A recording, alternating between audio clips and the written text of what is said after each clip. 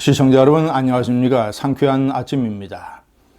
유시민 노무현재단 이사장과 홍준표 전 한국당 대표가 어제 토론을 가졌습니다.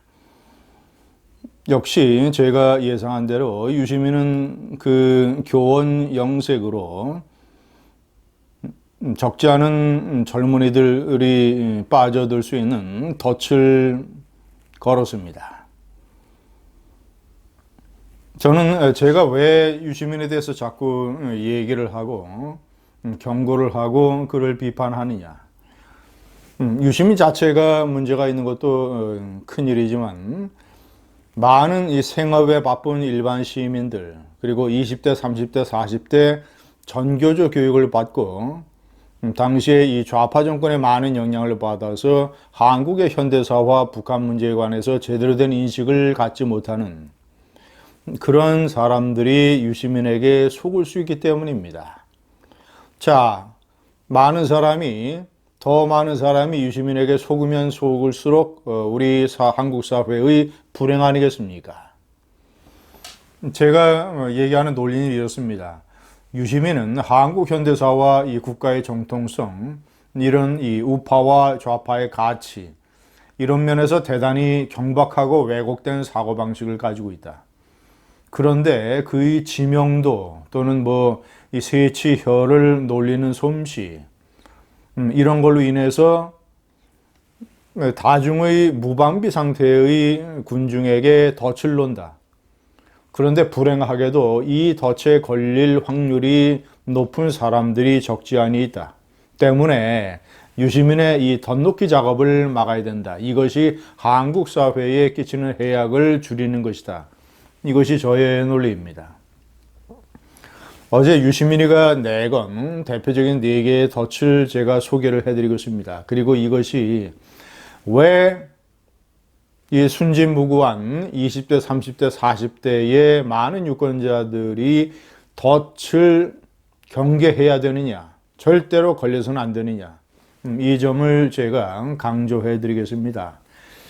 첫 번째, 좌파는 헌법 질서를 파괴한 적이 없는데 독재 논란이 웬 말이냐.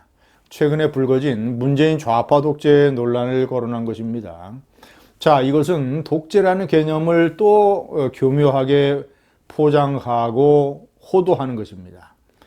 독재는 예를 들어서 헌법 질서를 파괴한 무엇은 예를 들어서 쿠데타라든가 군사 반란, 이런 것을 통해서 권력을 쟁취하는 것만 독재가 아닙니다. 독재는 합법적인 독재와 불법적인 독재 두 가지가 있습니다.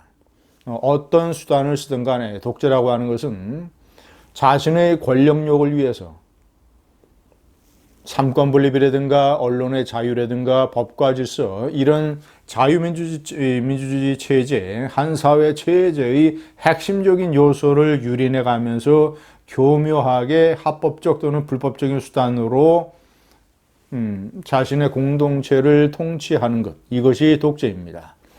이런 기준으로 보자면 문재인은 좌파 독재입니다. 어떤 때는 합법적인, 어떤 때는 불법적인 방법을 씁니다.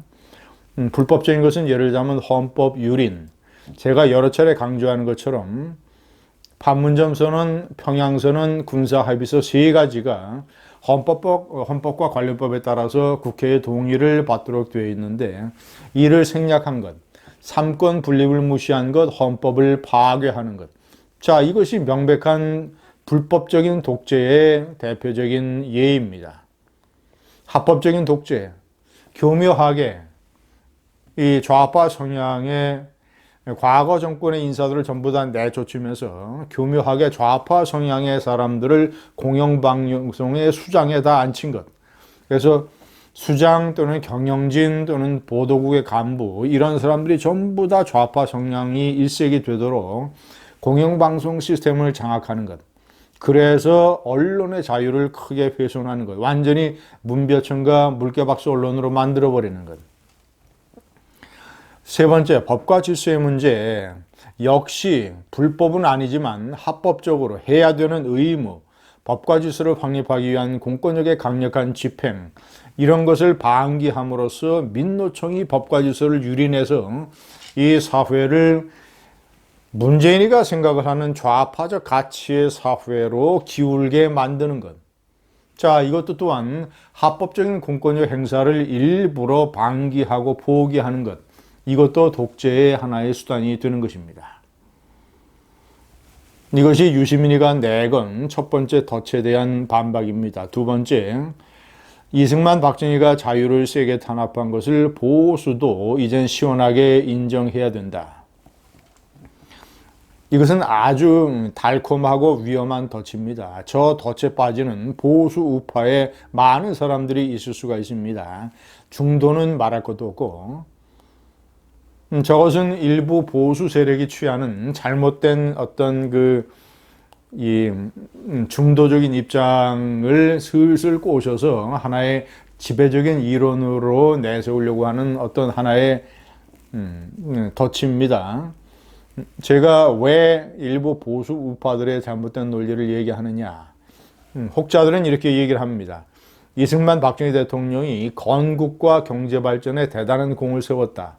그러나 한편으로는 독재를 한 것은 잘못된 것이다. 이렇게 얘기하는 사람들이 있습니다. 이것은 논리적으로 아주 잘못된 것입니다. 경제발전, 건국, 호국과 독재라는 체제를 떼어서 생각을 해서 자, 이것은 공이지만 독재는 과다고 해서 이승만 박정희 대통령에 대한 역사적인 평가를 대충 50점은 깎아버리고 50점만 남겨두려고 하는 이런 덫에 걸리는 것입니다. 이것은 이승만 박정희 통치, 특히 박정희 통치의 핵심과 본질을 제대로 이해하지 못하는 것입니다. 박정희 대통령은 경제 발전을 하면서 동시에 다른 이 어두운 구석에서는 국민 몰래 독재를 한 것이 아니라 경제 발전과 나라의 근대화를 위해서 국가의 에너지와 자원을 총력적으로 국가 중심적으로 동원하기 위해서 개인의 자유와 인권은 서양식의 완벽한 자유민주주의를 누릴 단계가 우리 아직 아니다. 우리는 가난하고 못 살고 굉장히 험악한 시대를 건너가야 되기 때문에 자유와 인권, 서양식의 자유민주주의는 잠깐 유보하자. 그래서 한국적 민주주의를 하자. 저는 중학교 시절에 문재인 대통령, 박정희 대통령이 유신 헌법을 공부하면서 이것을 국민에게 설명하기 위해서 텔레비전에 나왔던 광고, 한국적 민주주의, 우리에게는 우리 몸에 맞는 옷을 입어야 된다는 그 영상을 제가 아직까지 기억하고 있습니다. 바로 그것입니다. 박정희 대통령은 국민 몰래 뒤에서, 커튼 뒤에서 음울한 독재를 한 것이 아니라 대놓고 국민에게 나는 국민의 자유와 인권을 유보하겠다, 제한하겠다. 왜냐? 국가를 위해서, 국가를 위한 독재. 박정희 대통령이 스스로 말은 안 했지만 많은 전문가들이 해석을 하는 개발 독재, 그리고 제가 늘 얘기하는 애국 독재, 개발 독재, 애국 독재를 한 것입니다. 정면으로 대놓고. 때문에 박정희 대통령의 독재는 박정희 대통령의 성공을 위한 필수적인 도구였다. 독재를 하지 않았으면 박정희의 성공은 없다. 때문에 저런 식의 어떤 양면적인, 저것은 유시민이가 보수 우파를 꼬시는 일종의 덫입니다. 3번, 6.25와 다르다. 북한은 가난해서 전쟁을 못한대. 저런 동화 같은 얘기를 하고 있습니다. 6.25 한국전쟁 같은 데는 재래식 전쟁에는 남한에는 한국군과 유엔군이 있었기 때문에 어느 정도 저항하는 세력이 있었기 때문에 북한이 적화 통일을 하는 전쟁을 치르기 위해서는 수개월 또는 수년이 걸렸습니다. 그러나 지금과 같은 디지털 SNS 또는 첨단 IT 시대에는 다릅니다. 더구나 북한은 핵을 가지고 있기 때문에 핵이 결합된 핵과 재래식 전쟁을 결합을 하면 핵미사일을 먼저 제가 여러 번 동영상에서 말씀드린 대로 이스칸데르 단거리 탄도미사일에 핵을 여러 발 싣고 그런 미사일을 여러 발을 날리고 30cm 대구경 방사포를 같이 날리게 되면 남한은 한마디로 속수무책으로 당하게 됩니다. 서울이나 계룡대나 또는 평택이나 부산이나 이런 데에 핵폭탄이 떨어지고 북한이 재래식인 전력으로 밀고 내려오면 한국의 전쟁 지휘부가 만약에 괴멸된 상태에서 한국의 재래식 전쟁도 제대로 치러낼 수 있을 것인가?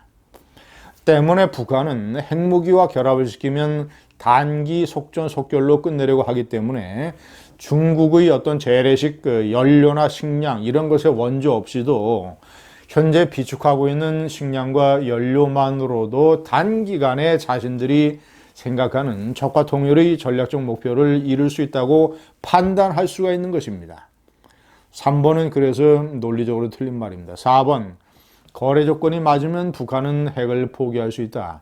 체제 불안 때문에 핵을 개발하는 것이다 라는 논리를 여전히 유시민 이사장은 폈습니다.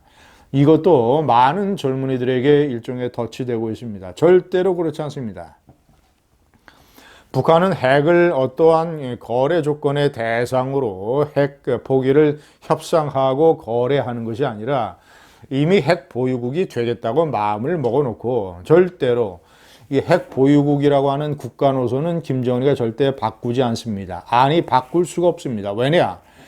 핵 보유국이라는 국가 노선을 포기하는 것은 그 반대급부로 개혁개방과 서방 세계의 막대한 원조를 받아들여서 경제 발전을 하겠다는 것인데, 이 경제 발전을 위한 사실상의 전제 조건인 개혁개방, 개혁개방의 가장 필수적인 요건인 인터넷 개방, 인터넷 개방을 하는 순간 김정은이는 북한 이 외부 세계에 눈을 뜨는 북한 주민들의 봉기에 이 김정은의 정권은 버텨낼 수가 없습니다. 때문에 여러 단계가 다 불가능한 것입니다. 첫째는 경제 발전과 서방의 경제 원조 자체의 국가 노선의 변환이 불가능한 것이고, 그 사전의 전제 조건이 되는 개혁 개방 자체가 김정은의 생존을 위해서 절대 양립할 수 없는 것이며, 개혁 개방의 가장 필수적인 첫 번째 조건인 인터넷 개방을 김정은이는 절대 할 수 없는 것입니다.